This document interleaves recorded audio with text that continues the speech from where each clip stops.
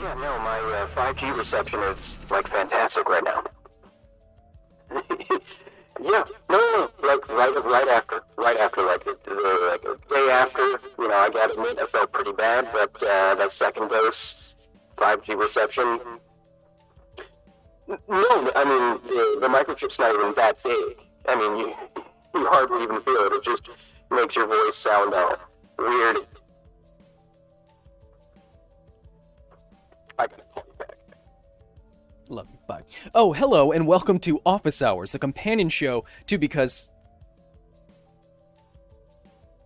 the live component of the facility where good old Professor Kyle, man, it's still in the old memory banks, where good old Professor Kyle opens up his blast doors and allows you, all my members of the facility, and members of the general public to ask any old science-y, pop culture-y, Joe Rogan Stan-y kind of question, and I'll do my best, given my background.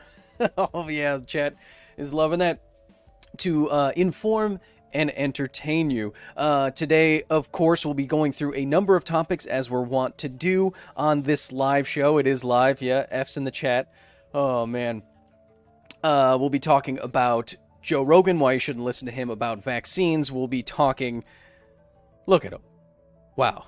Still so in shape. I bet he could roundhouse kick me to death. We'll also be taking one of your comments from the last episode of the facility, and if we get to it, we'll be talking about essential oils and how they're essential if you want to have a stroke. If you really, really want me to see something, and you want to continue on this conversation after this live show is over, you can go to patreon.com/Kyle Hill and join the facility today. And you can go into the super chats on YouTube, and I'll do my best to get to all of those. You can put yourself in super chat like Michael Rodriguez is doing right now with a 50 who says, consider this a donation to the Casey program. Kyle and ARIA copulation for exceptional youths.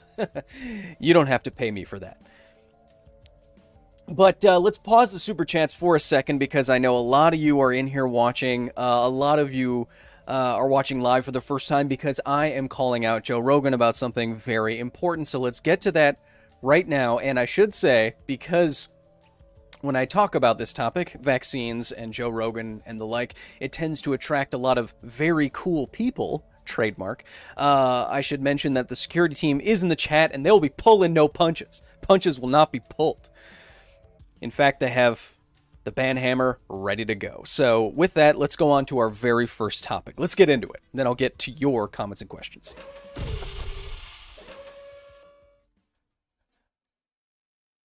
Man, you can take the boy out of the science, but not the science out of the boy. Okay, so title of this episode is Don't Listen to Joe Rogan About Vaccines. Why do I say that sort of thing? Well, because in my opinion, and he's done this many times, as is many of his friends like Bill Maher, and other people with very large platforms that consider themselves very liberal people. They have come out and said something to the tune of, don't get a vaccine, I don't trust vaccines, don't get a flu shot, don't get a COVID vaccine if you're healthy, yada, yada, yada. Recently, Joe here said, if you're young, I'd say no, don't get a vaccine. I'm here to tell you that that is absolutely wrong. And it's wrong because Joe, and I think many people perhaps watching or people that you know, are not understanding the difference between what we could call absolute and relative risk. So let's break it down right now, okay? The first thing that we should mention is how exactly these vaccines work. Many of you in the chat were saying that I wouldn't listen to some rushed vaccine that's blah, blah, blah, blah, blah. First of all, the fact that we are able to get out a vaccine that was efficacious, which means it does what it's purported to do, get out an efficacious vaccine within a year, isn't an indicator of shoddy work. It's an indicator of an absurd level of scientific commitment and prowess, and this is an incredible achievement. If we were able to make a rocket that could get to the moon, and you could show that could get to the moon within a year, it would be a momentous achievement. It would be incredible. And this is kind of what we did during the space race in 1969. We got people to the moon within the decade. Similarly, getting a vaccine that's efficacious within a year is like landing on the moon. It's an incredible advancement, and it shouldn't be an indicator of untrustworthiness. Rather, it should show you just how good we've gotten at this kind of thing, because all of those checks and balances are still there. Yes, they go through emergency protocols and that kind of thing, but that's because people are dying, and they still have to be efficacious, and we'll get to that. What do these vaccines actually do, Joe? Well, I'll tell you. They use what are called messenger RNA, and messenger RNA is basically like a single strand of DNA. And the single strand of DNA, mRNA, we call it messenger RNA. Robert Maxwell says not FDA approved. Again, emergency protocols and stuff like that. It's still efficacious, as we'll get to. Anyway, so an mRNA, messenger RNA, is a little bit of genetic code in a single strand, what looks like half of a DNA, half of a double helix.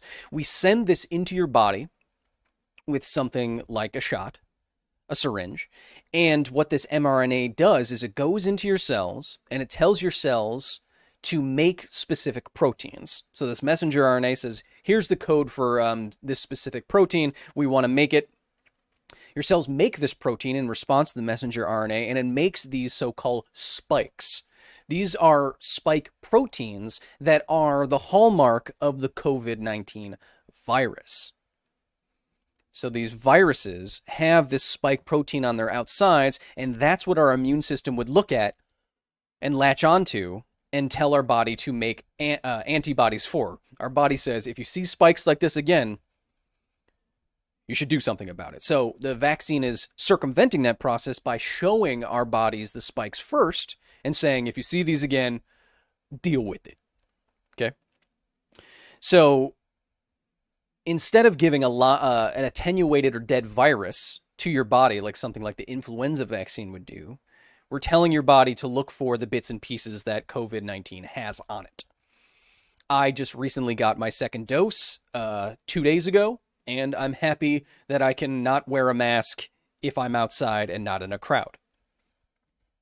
I'm happily vaccinated. So that's what the vaccine does. Now, this is where the contentious part comes in. This is where Joe and his, let's just say, people who are very, very excited about Joe Rogan all the time for no reason. This is where I think a lot of the confusion happens. Who should get a vaccine? When and why? How many of us need to get vaccinated? What are the real risks associated here? Now, this is the discussion I was talking about earlier with absolute and relative risk, okay? So this is like a statistics class that you would take. So when we're talking about medical risks, we can talk about two different indicators. One indicator would be ARR, or absolute risk reduction, and the other would be relative risk reduction, triple R, okay? Now, I think the general public, and maybe even you yourself, have a very incorrect view. Well, it's not your fault. It's usually science communicators' fault or the medical establishment's fault for not telling you which kind of risk they're telling you about. So take a very rare genetic disease. If a very rare genetic disease has an absolute risk based on the entire population of humanity, if it's very rare, the absolute risk out of everyone is low, right? But say a new genetic treatment comes out that treats this disorder specifically, and it can reduce mortality from this disorder by 95%. That is a relative risk reduction of 95%. For people that have this genetic disorder or might get this genetic disorder, a reduction in 95% is very good and very impressive. But in terms of absolute risk, you're only reducing a 1% risk by 95%, and it's still super, super tiny. Okay?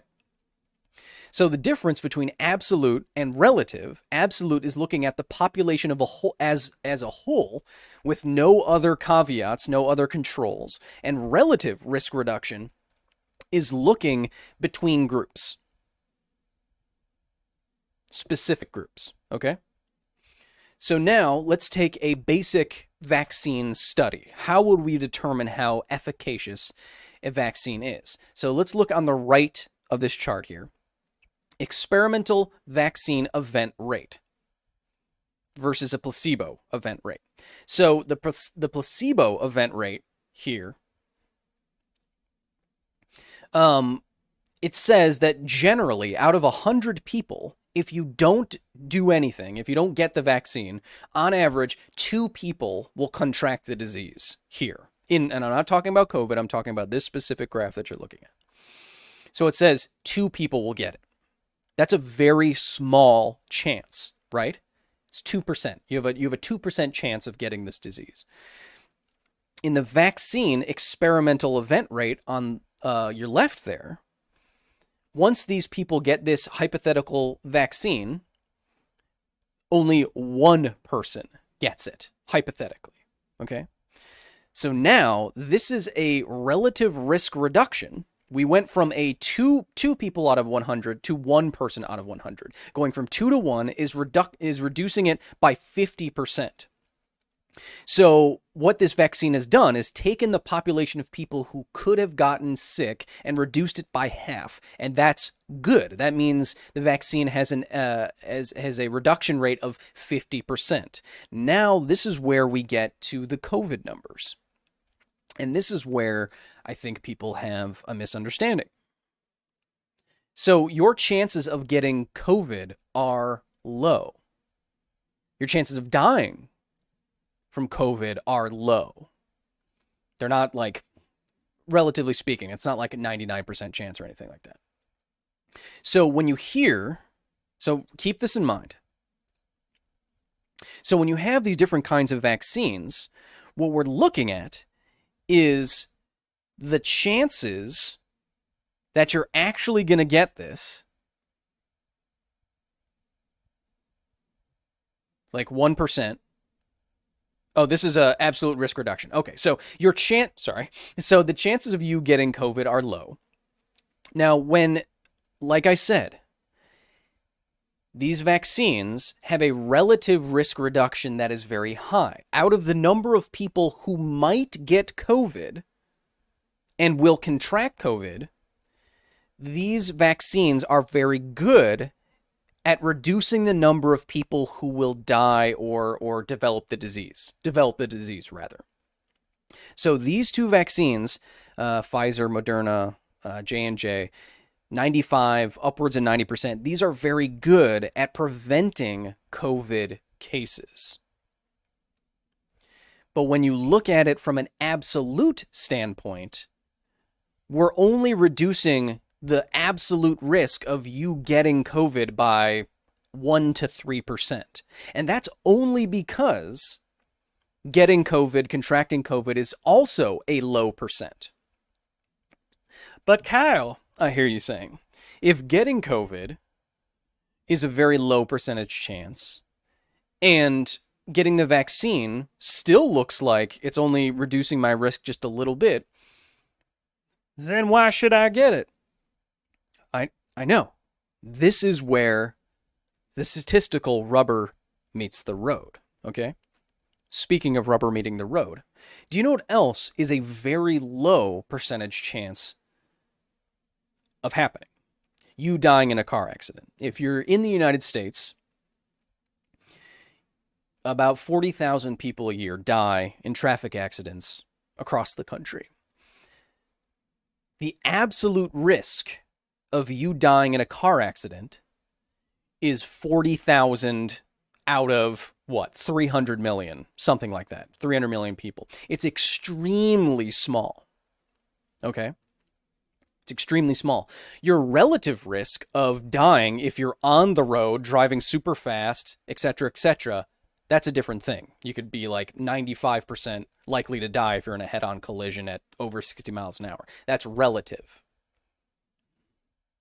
You still following me?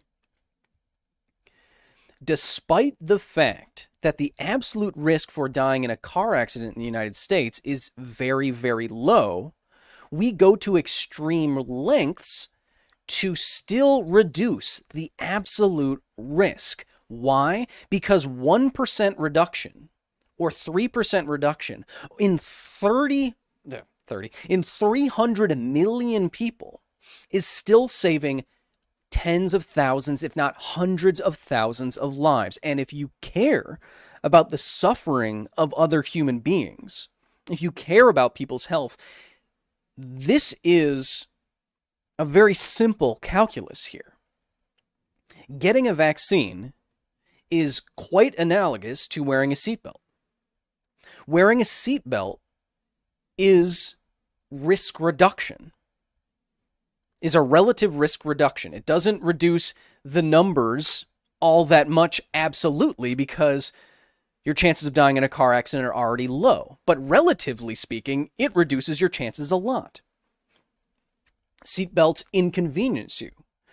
They have some risks associated with them. You can get injured by a seatbelt in a minor car accident, for example. But because we live in a society of millions of people, in a global society of billions of people, we have decided as a society that the cost benefit to wearing a seatbelt is worth it because we want to save human lives and make human life worth living for the most amount of people possible. Similarly, we have decided as a public health measure that as many people as possible should get a vaccine if they can, even if you're healthy, even if you're not in a super at-risk group, because we want to reduce potential human suffering and cost of life as much as we possibly can. And we can only do that by attacking this virus in mass with numbers, with our population. Because it's an infectious disease, it can infect millions and millions of people, and so millions and millions of us have to fight back to save those few percentage points of people. If we don't, we are writing this off as a cost benefit. You having a minor inconvenience to write off some number of people from the face of the earth is callous, unethical, especially when we have the tools to prevent that, right? And it strikes me as very, especially for people like Joe, who are multi-millionaires, it strikes me as very, it's not odd at all, is it? That the people you hear who say, don't get a vaccine, you don't need it, if you're healthy, I'm fine, I work out, like Joe. Isn't it funny that the people who are able to say those kinds of things are the wealthiest, healthiest people in the world? Of course Joe Rogan can say something like, you probably don't need it, because he has hundreds of millions of dollars, he has nutritionists and trainers, he can afford the best health care in the world. Of course he can say that. But he does not represent you. At all. Yes, I know he might get your testosterone going. Might be fun for the memes and the lulz. But he does not represent you in the slightest. He is extremely privileged. It's like a guy flying his private jet over a crowded highway being like, "Don't worry about seatbelts." Well, yeah, of course you'd say that. You don't even have to worry about that. You know?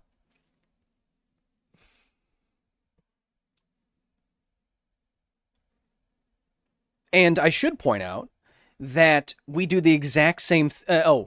One other important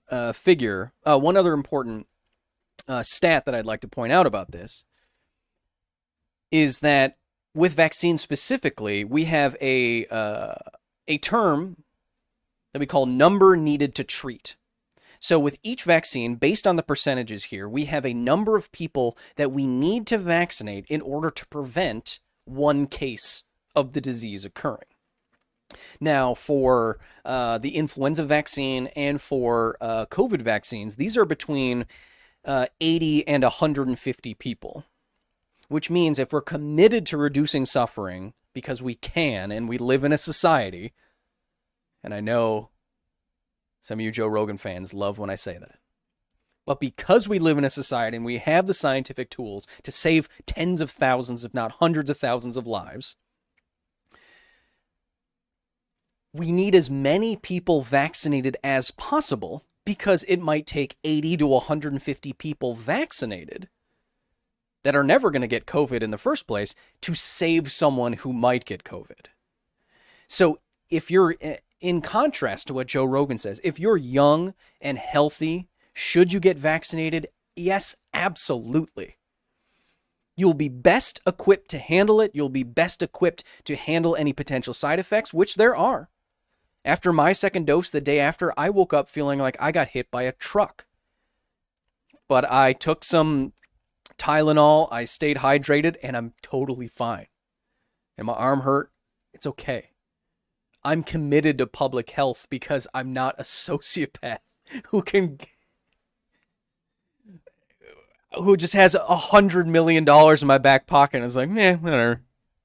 Just drink a shake.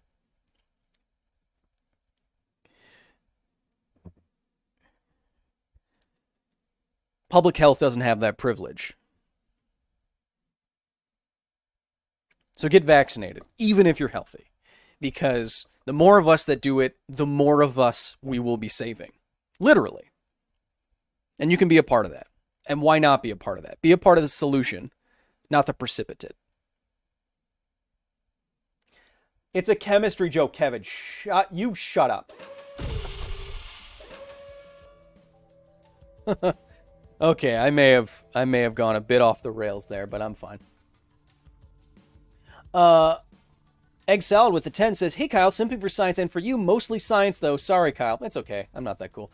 Trade Love with the 20 says, "I respect you taking the time to hash all this out. Thank you for utilizing your influence to educate people on the things that really matter, as well as the things that spark our curiosity." You know what? Look, I'm not calling out Joe. I am calling out Joe specifically. But when you have a large platform with millions of people who listen to you, and you're not a doctor, and your version of research is, what you see on Twitter, you need to be held to a higher standard. It's not crazy to say that things that Joe Rogan says could lead to people not getting vaccinated and would have some number of people's health outcomes associated with it, whether it be death or otherwise. That's just the scale of things we're talking about there. We have Chris Sparks with the $500 donation. 3 weeks in a row now, Chris. You absolute monster of a man. Thank you so much. It's not quite close to that Spotify deal, but Chris, we're getting there. We're getting there. If we get enough simping, we will do a title fight with Joe Rogan, hand to hand MMA combat. That's not true. He knows BJJ, and I would get obliterated. Of course I would. Naruk Way with the $350 donation. "Since my new schedule hasn't allowed me to catch stream for over the last month, I thought I'd make up for it with a good old simp for science." Again, I should point out, I know a lot of you, this is the most number of live people we've ever had watching. I know a lot of you probably have never seen my stupid face before. And you're probably like, wow, look at all these people simping. Please know that all these simpings are going towards me doing silly educational content on the internet.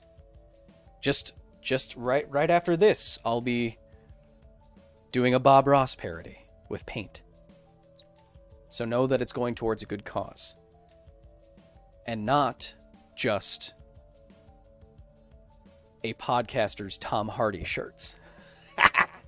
Patrick Combs, the $100 donation. Thank you for doing what you do. Thank you for simping. Alicia, my bad. Frequent supporter with the 20 says, "Thank you for taking the time to educate people about COVID vaccines and how they affect the future health of countless thousands. Hope the second dose didn't knock you down too hard. Getting mine next week."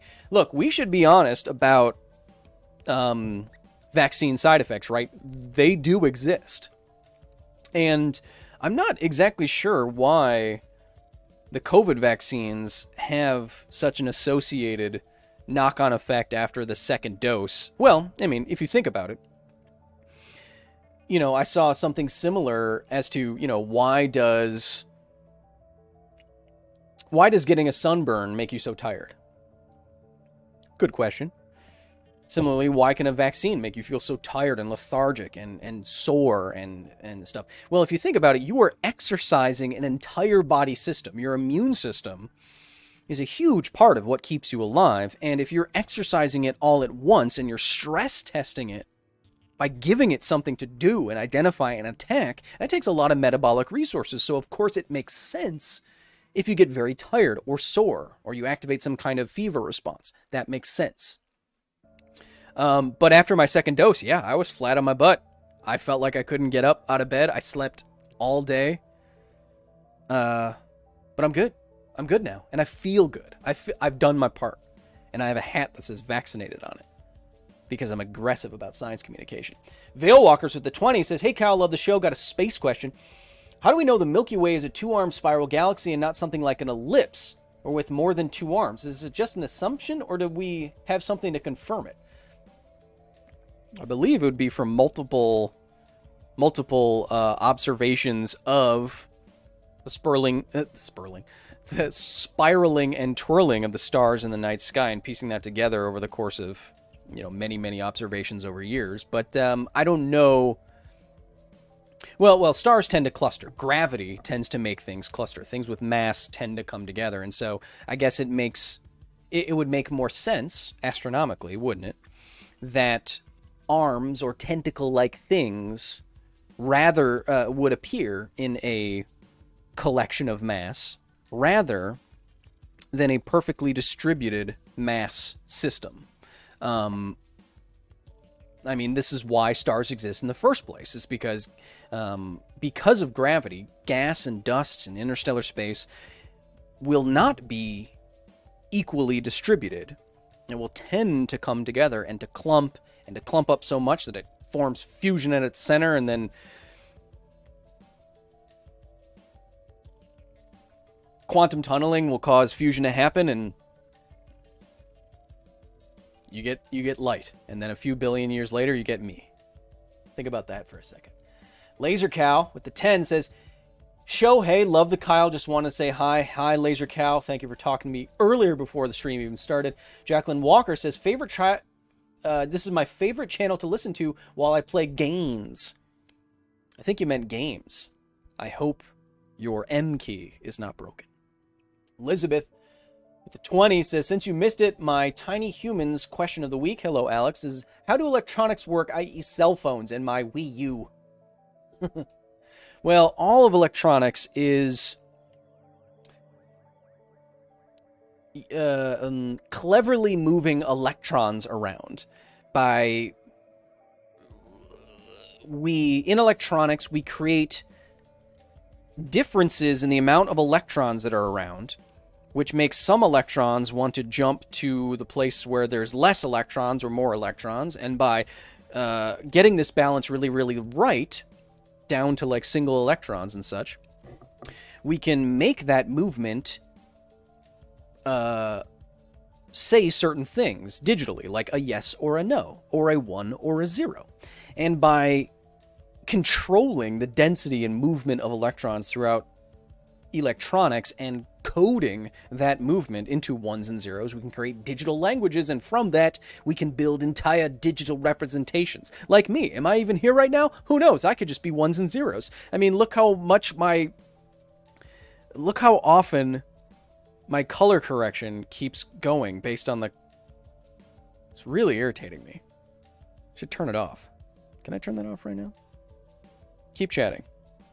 Keep chatting. This is fine. Come on.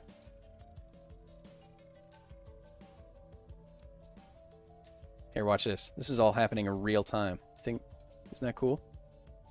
Oh! Don't pay attention to that. Don't pay attention. Don't pay attention to that. Oh, don't pay attention to that. Okay, I can't, or else I'm going to lose my 60 frames per second. See, isn't this fun? We can do... It's how the sausage is made, really. Nigel with the 10. It's worth it. Let me work it. Lay down, flip, and reverse. Nigel with the 10 says, hey, Kyle, love to hear the ardent pleas for vaccines. One thing I haven't heard a lot of people touch on is its ability to prevent spread, just the symptoms. Is there a solid verdict there yet? I think there was some recent, there was a recent study that said that vaccination does help mitigate spread of COVID-19 as well. So yes. Nerdy Loki with Australian $20 says, hey Kyle, with EV tech being more and more prevalent and carbon neutral being a big push for many industries, what are your thoughts about Porsche's new e-fuel?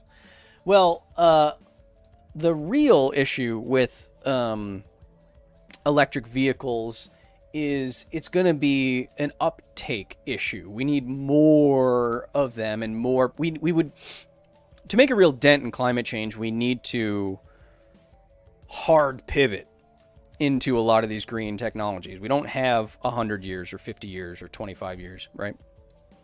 So I like the idea of biofuel. Oh, you said e-fuel, yeah? Electronic, yeah, so yeah, like electronic fuel, e-fuel, battery fuel. What I mean to say is making green technology as close as possible to what we're already used to is going to make the uptake of that technology even easier, which will make it faster, which will make our response to something like climate change better. There's a similar thing. I don't know if any of you have tried Impossible Burgers yet. But once synthetic meat is the same price or cheaper and tastes the same or better, more and more people are going to eat it, which will reduce climate emissions, which will reduce factory farming, and that's the way. The way isn't to try to make everyone vegan. It's not going to work, and it's gross. I'm just kidding. It's not going to work. Not everyone's going to want to do that. People are still going to want to eat meat. I still want to eat meat. So the best way to get people to switch to something more sustainable is to give them a substitute that's indistinguishable or better. And if you've ever had an Impossible Burger, they're quite good. So yeah. Dodgy B with $100 says, hey Kyle, I recently watched your superpower video. Oh, that one, right. I found that your situation described me pretty well and got me thinking. So I'd just like to thank you for inspiring me and giving me the nudge necessary to look deeper into my situation and seek some help. Thank you, Dodgy B. You know, my story about me and my unneurotypicalness, it's just my experiences and my opinions, but it did help me understand myself and help people that I'm close with, my colleagues, my loved ones, understand me better. So if you think that would help you in a similar way, I wish you all of the best possible. Ryan McQuilkin in the chat says, honestly, Impossible meat is great for tacos or anything with a lot of seasoning. Yeah, just eat it. Save some cows. Just throw a bunch of seasoning on it and eat it. That's how society progressed. Why do you think spices were so... I honestly feel like 50% of civics textbooks were just talking about spices. Am I wrong? I feel like it was all the spice trade. Nathaniel says, rewind if you want to see a Joe roast. I didn't roast Joe. I just said you need to... Don't say things that can hurt a lot of people when you have a giant audience. He is wrong, though, about that. You know. He did say, you know, he said... Should you get vaccinated? Yes. His parents are vaccinated. Great. But then he said, you know, if you're healthy and young, don't get vaccinated. That's not true. If you're healthy, we need everyone. It should be different, right? If the disease was different. Okay? Why does this happen? No, why do we request this kind of public health measure? Why do people see it as intrusive? Why do we need everyone to do it? It's because it's different. It's not something like Ebola, which is very, very deadly, but it does not transmit as readily as something like influenza or COVID-19. If this disease was different, we wouldn't need full lockdowns or these austere measures, right? But because it can transmit so easily into so many people, millions and millions of people, that's why we need to take it very seriously and all hands on deck, this kind of thing. Because the virus doesn't care that you feel uncomfortable wearing a mask. It's just going to keep spreading. Right. And we know it's going to do that. So just do your bit. Come on. It's not that hard.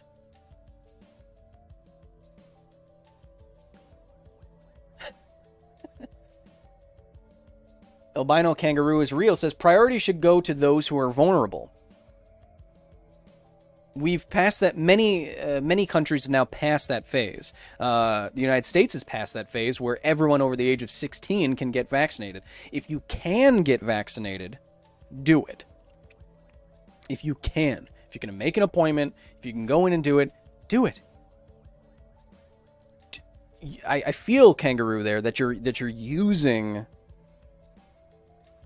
this is an excuse, right? There's no excuse for good public health measures, in my opinion.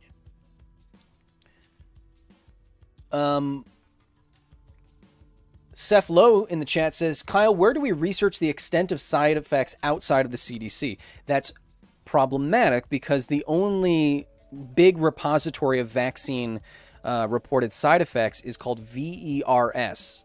Vaccine something report system. VAERS.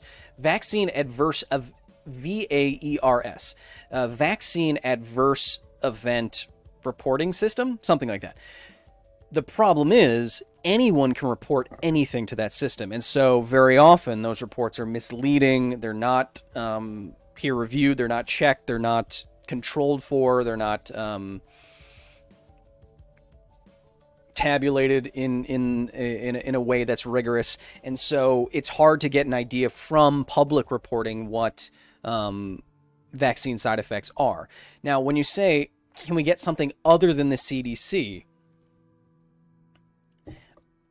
I ask you what your burden of proof is, and I don't know who you think the CDC is or what people tell you the CDC is, but it is literally a collaboration of the smartest doctors and scientists in the world who are all talking to each other all over this planet all the time.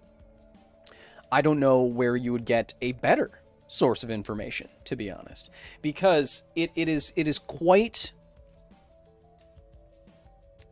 I think it's quite egotistical to think that you could hear a few I think it's quite egotistical to think that you could hear a few reports, few anecdotal stories of adverse side effects from people and think that you could interpret that in a better way than the smartest people on earth who have spent their entire lives asking these questions. I think that's another problem with social media and with this kind of millennial generational voicing. It's where there's this cultural idea right now, especially in social media, that everybody's opinion is equal. And for some things, it's absolutely true. But when it comes to science, everyone's opinion is not equal. In science, I don't want to hear your truth. I want to hear the truth. Because as we so often find, people's common sense, people's ideas, common sense ideas, or what they think is true is so often untrue. And that's why we put our best and brightest in institutions like the CDC to help combat personal bias and blind spots, and the fact that we are just one person on Twitter trying to figure out the world from a very siloed echo chamber. You're not going to figure anything out that way. That's why we have universities and scientists and journals and experiments and stuff like that. So I think it's difficult because you have this cultural moment where people believe to their core, it seems like, that every opinion is equally valid. And in science and in medicine, it's just not. It's just not. And when you have a burden of proof, when you have a bar for evidence, as science does, you can disregard certain opinions. Right.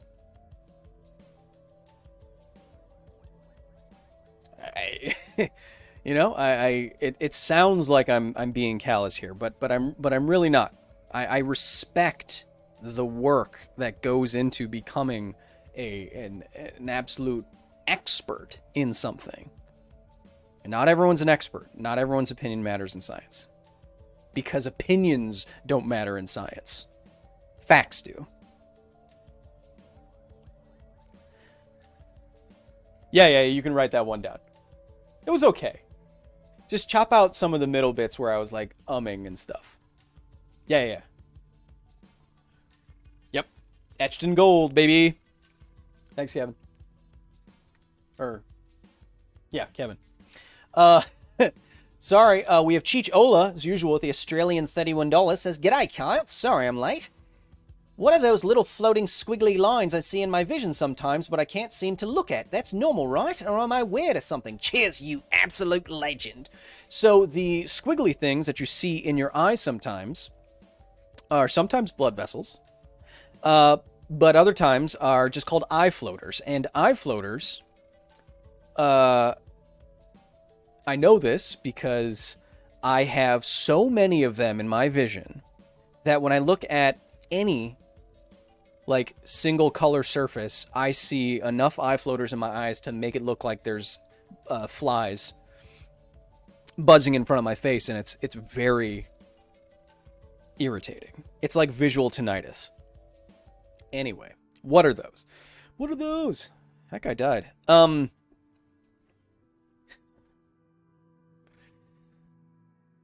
Inside of your eye is jelly, vitreous humor, or vitreous fluid, vitreous humor, something like that.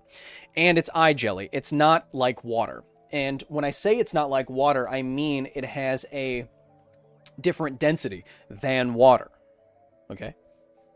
And if that jelly starts to change or break down or decompose or change in such a way that it becomes harder or softer, so to speak, less viscous, more viscous, that would change its density.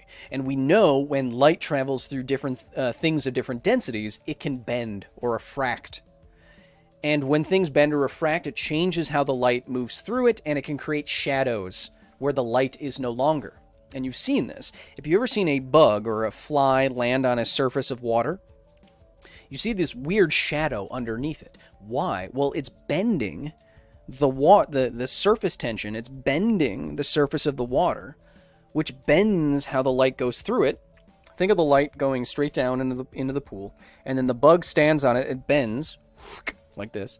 That makes the light rays do this, and if the light rays are doing this, it's going to create a shadow here. So when the vitreous humor in your eye changes density, whether it's breaking down during macular degeneration, which happens in your older age, or it can happen when you're relatively young, that difference in density can create shadows on your eyes, on your retina. And you see those shadows. That's why I live inside every day.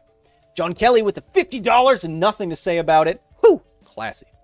Captain Nemo with the 50 says, "Hey Kyle, love the show. First time catching you live. Thanks for being here, Captain Nemo. Would convergent evolution, as you talked about in the Tasmanian Tiger clip," wow, that was a long time ago, "apply to the extent that other Earth-like planet would likely follow the same paths?" Yes, I think so, Captain Nemo. So convergent evolution is when different life paths or different branches on the tree of life convergent, on the same conclusion. So what would be good if I needed to move around the Earth? A number of different times, I think a dozen different times, lineages of animals converged on eyeballs. Eyeballs were good. Eyeballs evolved many separate times independently. They converged on the same solution. Why? Well, this is because we similar creatures wanting to solve They're not actually wanting. It's just what works. Wanting to solve the same problem on the same planet under similar conditions. So if you had a similar planet to Earth with DNA and similar environmental pressures, then yeah, all the variables are the same, right? You might have a similar evolution. That's why you might have bipedal aliens on a planet that's very similar to Earth. But that's also why it's very unlikely that we're going to find life like us anywhere, because all of those variables would have to be similar on that planet. Now, I know there's a lot of super chats, and I'm sorry that I'm not getting to all of them. But since we're just chatting today. I mean, I do have to take one quick break to mention something. So think up your best question for the last 15 minutes of the stream. I am going to take a quick commercial break and show you something. Well, I mean, there's going to be a commercial. It's not going to be me. But a quick commercial break. Just a second.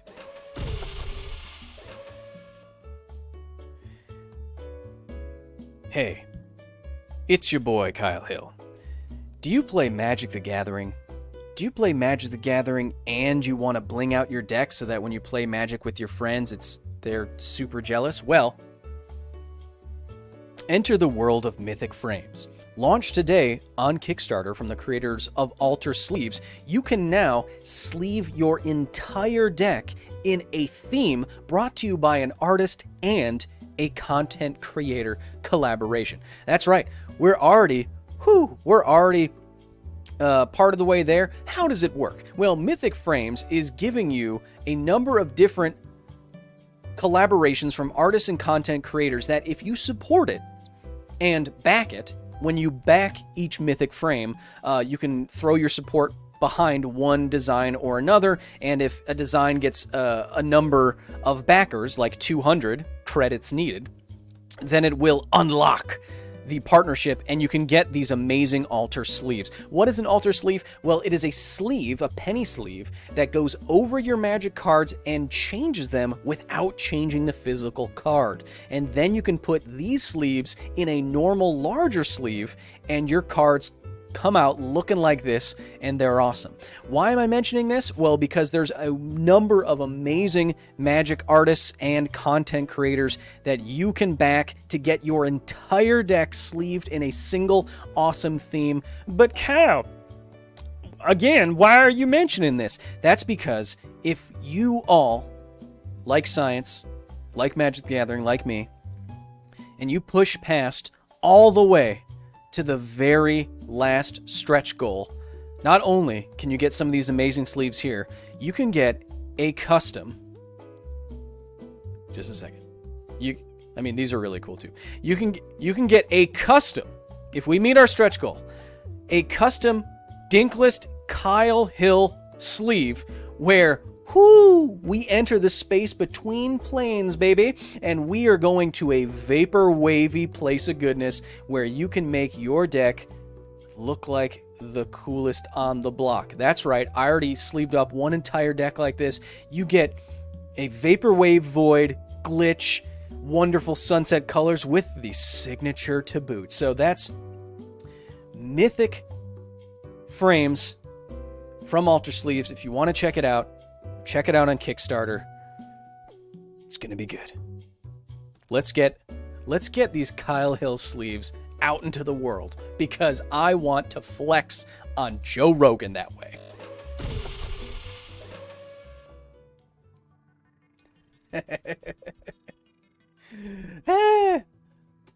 Fun, huh? Mr. Togane with the Australian $5 says, "Hey Kyle, keep being awesome, man." Vince P with the 20 says, "What are your thoughts on the sort of legally mandated fact-checking, at least when it comes to certain subjects like vaccines, or would that give too much to the conspiracy theorists?" I think that instituting more rigorous fact-checking checks and balances would be amazing. I think Sorry, I was talking a lot. I think one of the great downfalls of social media is that the social media giants right now view their platforms is only a platform and they do not need to regulate it whatsoever. But we've now seen that the scope and scale of social media is such that it can literally change the fabric of society.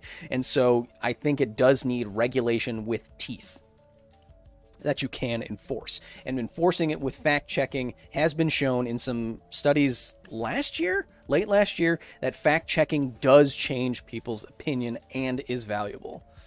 So what Twitter did, putting, this claim is disputed on popular viral tweets and stuff like that, or political tweets, I think is valuable. It's not enough, but it's valuable, I think.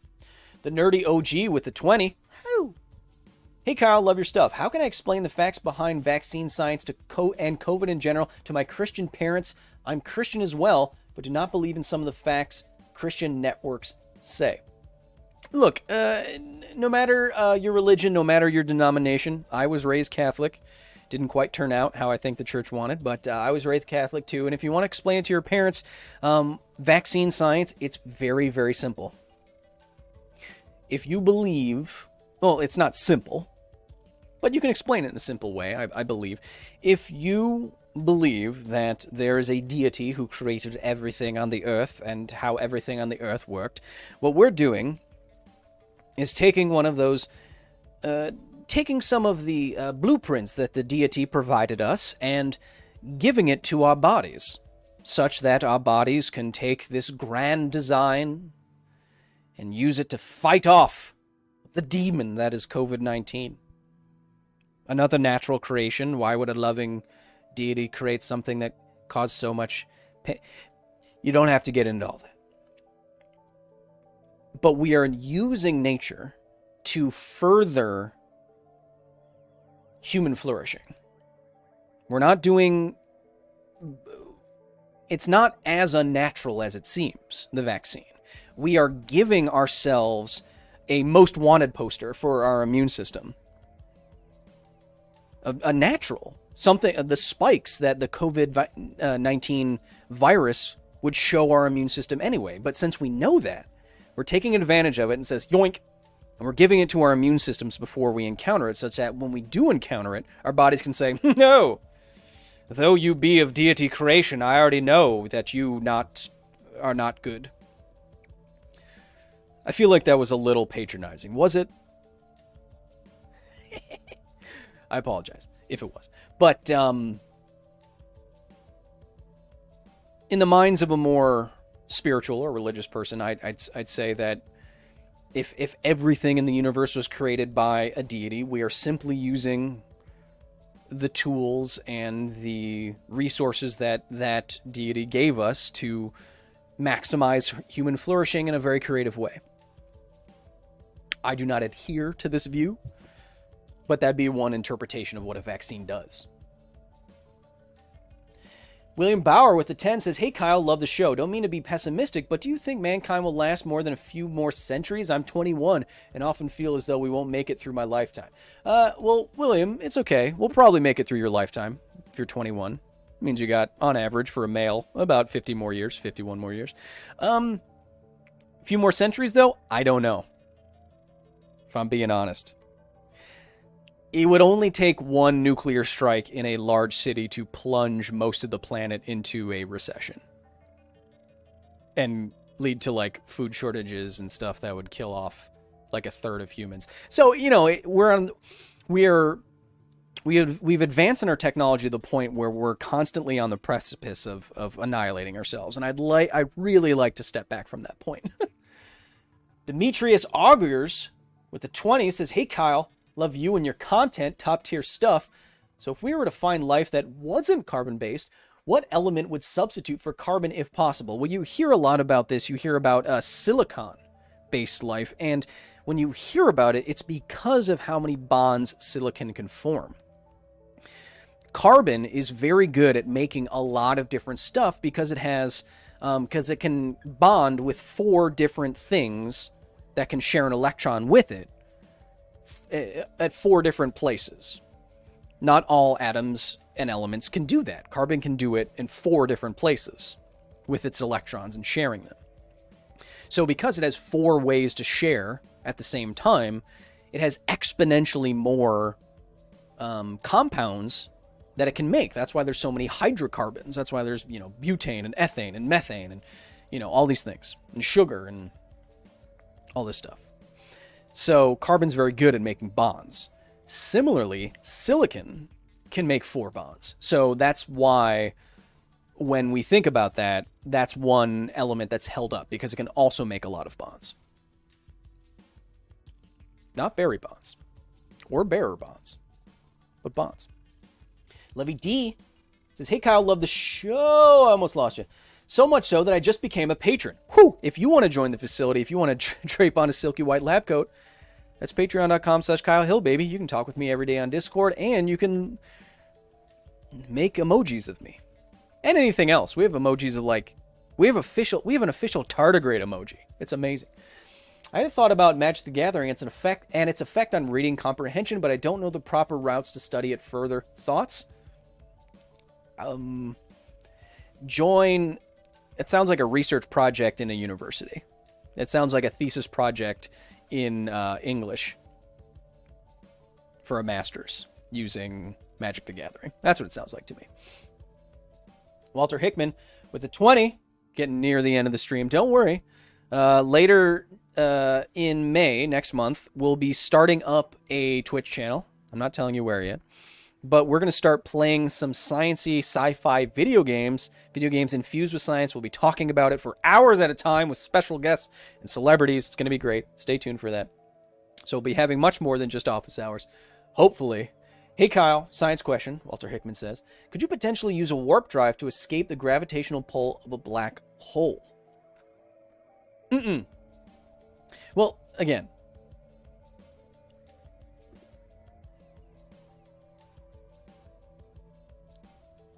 the gravitational pull of a black hole is not inescapable until you have passed the so-called event horizon. Once you've passed the event horizon, it's not an actual thing. It's the calculated distance at which the effective escape velocity is greater than the speed of light. And because nothing can travel faster than the speed of light, there's no escaping the event horizon. Not even light, information, nothing with mass can escape the event horizon. Warp drive doesn't get around this problem because it would still act upon you as an object with mass. Right?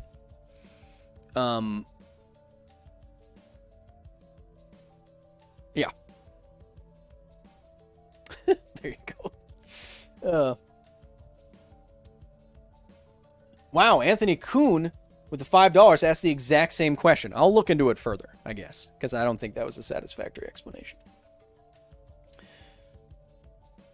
Carol Wolf says, man, I love tuna. I wish I had some right now. Wow, what an amazing way to end the...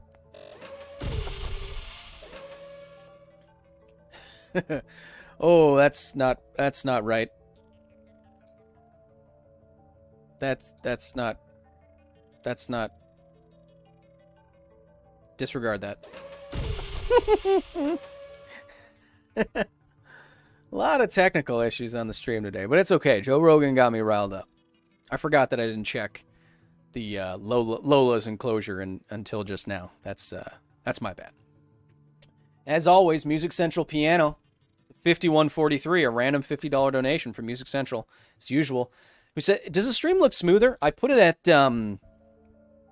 60 frames per second today. Maybe that's why it keeps adjusting my lighting, but it should be at a silky smooth 1080p and 60 frames per second for you. So if it is, you're welcome.